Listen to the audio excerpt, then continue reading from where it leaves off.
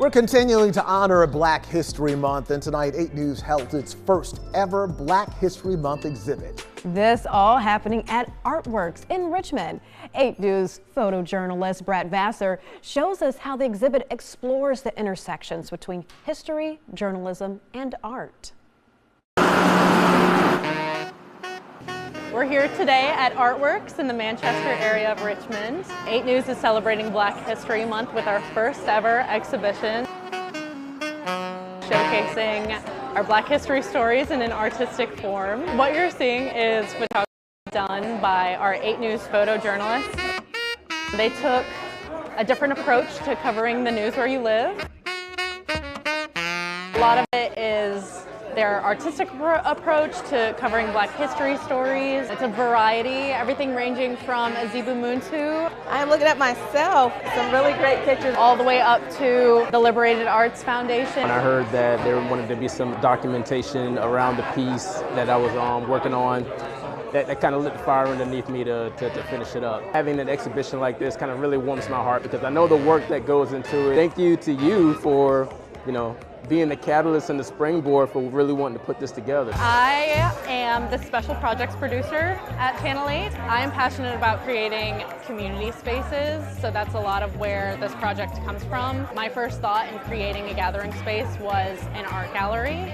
And that's kind of where this all stemmed from, we challenged our photographers to, again, take an artistic approach to doing what they normally do on an everyday basis, just approaching it from a different eye. A lot of the 8 News team made it out tonight. Oh, I love this. This is really cool. A lot of them had a hand in this project as well. It was an all hands on deck approach. Man, look at this.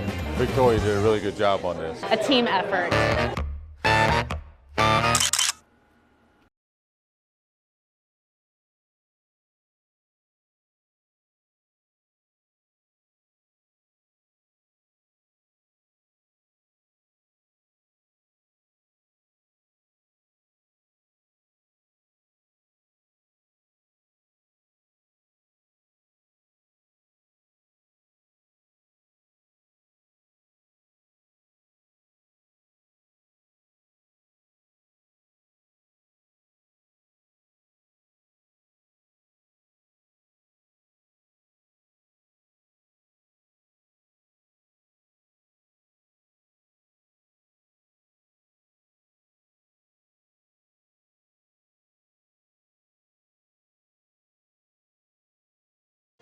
And 8 News is looking for community members to participate in our What is Black? Black History Month panel discussion. This topic will surround what it means to be Black for you personally. If you're interested, scan the QR code that's right there on your screen to be taken to a survey, or you can find the link to respond on our website at WRIC.com. Back in a moment. 8 News is honoring Black History Month and the rich and varied African diaspora within America's melting pot. Black Americans have different roots and arrivals to our country, so 8 News reporter Victoria Lucas asked our viewers who identify as Black if and how that shapes them. I'm a Black man. I was Black. I am a Black Christian male. I've been Black more than 4 generations. I was born Black. A Black Afro-Latina. Black, it's who you are and what you've experienced in your lifetime.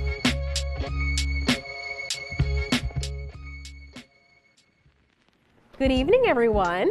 Good evening. Good evening. Thank you so much for being here with us for such an important topic. What is Black? That is our topic today that you guys are going to dissect for us in your own words. In front of you guys, you see we have tape, right?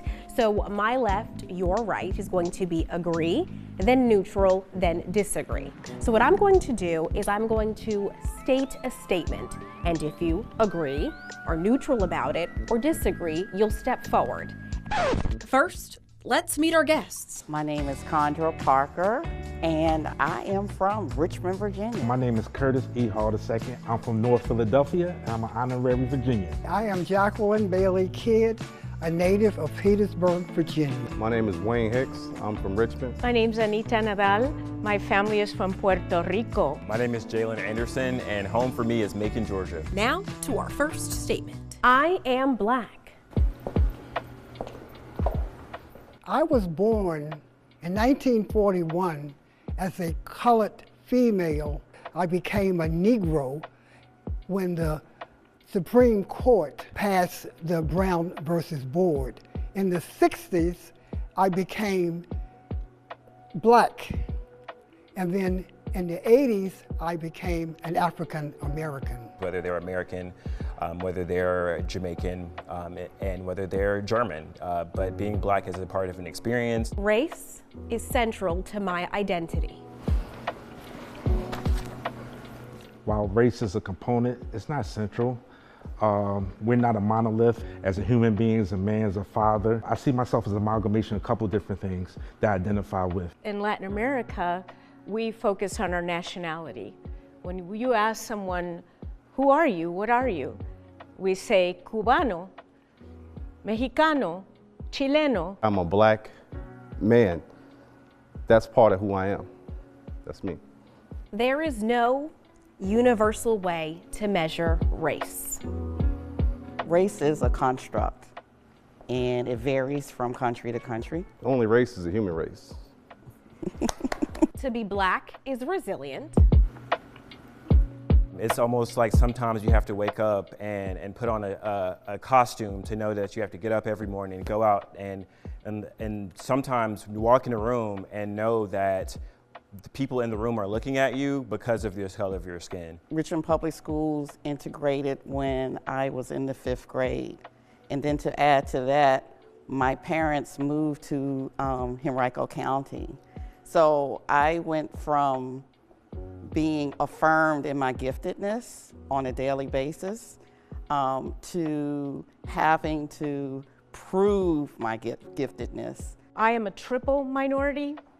I'm black, I'm Latina, and I'm a woman. So for me, when I hear the question, does black, that one word, mean resilience? For me, a black Afro-Latina woman means resilience. Black people could be better about supporting black people. When I think of colorism in the history of this country, and my mother, for example, who was a very fair-skinned person, and when she was in elementary school, she had long hair down to here. She was bullied. Back in those days, she was called high yellow. I definitely feel like as a community, we could be more invested in our success and well-being. I feel seen during Black History Month. When is it going to be a time where we don't have to have Black History Month? When will it become a time where it's just so ingrained or organic that everyone considers everyone 365? Whenever I think about Black History Month, I just always have this one question in my mind. Is Black History Month in America the same for everyone? And then I ask myself that question, and the answer is no. Right. Because on the surface, right, when you look at me, you might say she's a black woman. Right. And then when you get to know me more, you'll know that I am Haitian American, and my parents are, born and raised from the country of Haiti. They're immigrants of this country, so I'm of Haitian descent. And then I'm Catholic, and I'm also from Long Island, New York. So that in itself, A lot of layers. Yes, a lot of layers, exactly, which, are the reason why I am who I am today. But it does make my Black history different for me. And it was when I was growing up with my classmates who were Jamaican, who were, Dominican, who were Puerto Rican, and then had Afro-Latina in them, things of that nature. And then me growing in my, ethnicity and my identity, figuring out that I'm Afro-Latina, you know what I mean? What does that look like? And then you dissect people that are mixed, those who are, half Caucasian and half black, right? It's like, okay, so what does this month mean for me? Can I speak out? Can I say anything? Am I still a part of this month? And I wanted to do something, conduct a report where everyone in that black sector, whatever you are, whether it's Afro-Latina, mixed, whatever it is, you were seen and heard. So at first, I wanted to go the traditional route. I wanted to reach out to the VCU's African American Studies department. Right. But then, you know, our amazing producer, Lindsay West, and I'm going to tag it back over to you. She was like, I got something I love better. it. Yes, yes. Well, I was like, how do we make this a viewer experience? Like, how do we pull our own viewers that sit down on their couches every day and watch our news? How do we put them inside their own TVs? Yes. And make it feel like an experience that they truly are a part of, especially during, you know, Black History Month. Like, we created, it was pretty simple. We created a Google form that just said like your name, age, and then we had a checklist of like how you identify, and we had Black, African American, Afro-Latina, Afro-Caribbean, mixed race, other, and you could fill in as you wish.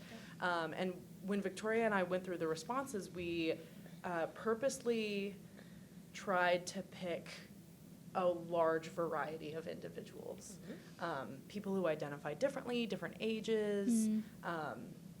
Yeah, so we tried to represent as many people as we could in a 6-person panel. Yeah, Right. we got a good mix. I think so. What was one of the questions that you asked off the top of your head? Do you remember? Yeah. So what's funny is I even in the panel accidentally said question 2. We actually had them as statements, right? Okay. And then when we had them as statements, I would say a statement, and then they would walk up to a piece of tape, and it was about 3 set in front of them, and it was agree, neutral, disagree. And I think one of the statements that really sticks into my brain is Black people could be better about supporting other Black people. And that one really resonated with me, because growing up, I didn't feel like I was supported by Black people. You know, I went to Catholic school all my life, and, you know, there were many times where I was, you know, one of the few Black people in the class.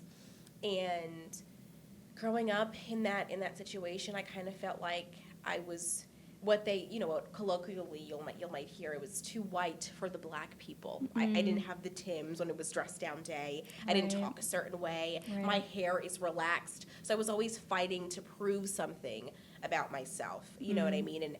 But then it was like, okay, well, I would get confused. Well, I mean, I'm Black on the surface, but I connect more with my ethnicity, you know what I mean? And when it comes to the Haitian population, you know, I can dance compa, I could speak Creole. It's like, paseo, you know what I mean? I can speak that.